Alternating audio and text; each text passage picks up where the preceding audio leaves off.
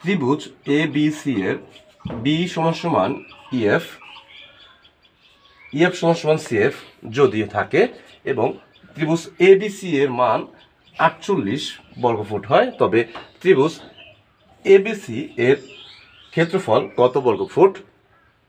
অপশনগুলোতে আছে 70, 72, 78 এবং 80।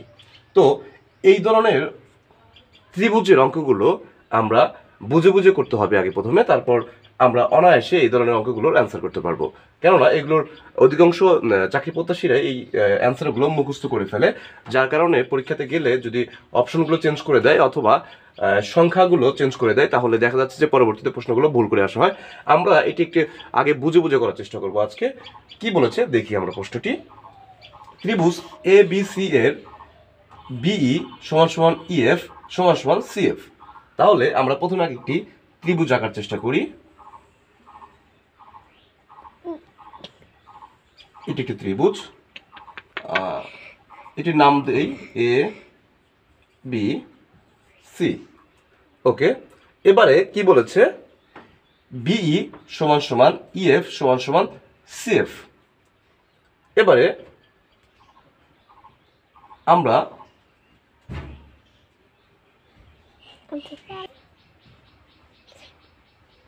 তাহলে এখানে বলা হয়েছে যে এই সমান সমান 48, মানে এটির ক্ষেত্রফল 48। তাহলে আমরা মনে করি যে এখান থেকে এইটা আমরা একটি এই রেখা আঁকি, তাহলে এইটুকু আমরা মনে মনে বাদ দেই। তাহলে এ ই সি এই পুরোটুকুর ক্ষেত্রফল হলো 48। এই পুরোটুকুর ক্ষেত্রফল কি 48, এটা আমরা বাদ দিয়ে রাখি।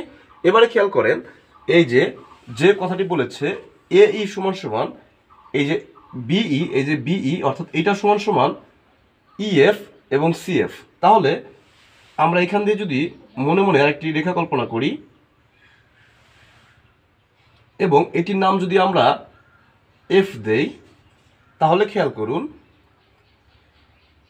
বিই সমান সমান ইএফ সমান সমান এফসি, অর্থাৎ এটি এটি এবং এইটি এই তিনটি সমান সমান হবে।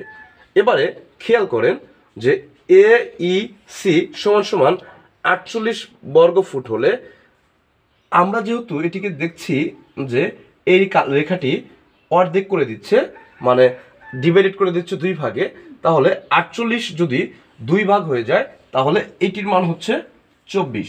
এবার এটির মানও 24 হয়ে যাচ্ছে। তাহলে এইটির মান যদি 24 হয়, এটির মান যদি 24 হয়, এইটির সমান সমান অর্থাৎ ইএফ সিএফ এর সমান সমান বিইউ, তো তাহলে এটির মানও 24। এবার খেয়াল করেন আমরা এইসি এর মান পেয়েছিলাম 48, সেখান থেকে আমরা পেলাম এ এফসি সমান সমান 24, এ ইএফ সমান সমান 24 এবং এ বিই সমান সমান 24। এবারে আমাদেরকে প্রশ্নে চেয়েছে কি ত্রিভুজ এ বি সি এর ক্ষেত্রফল কত। তাহলে আমরা যে এখানে তিনটি ত্রিভুজ পেয়েছি সেই তিনটির ক্ষেত্রফল 24, 24, 24।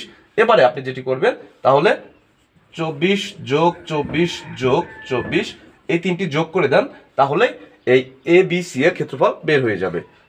4 4 8, 8 4 12, 2 হাতে আমার 1, 2 আর 1 3, 2 5 আর 2 7, 72 বর্গ ফুট।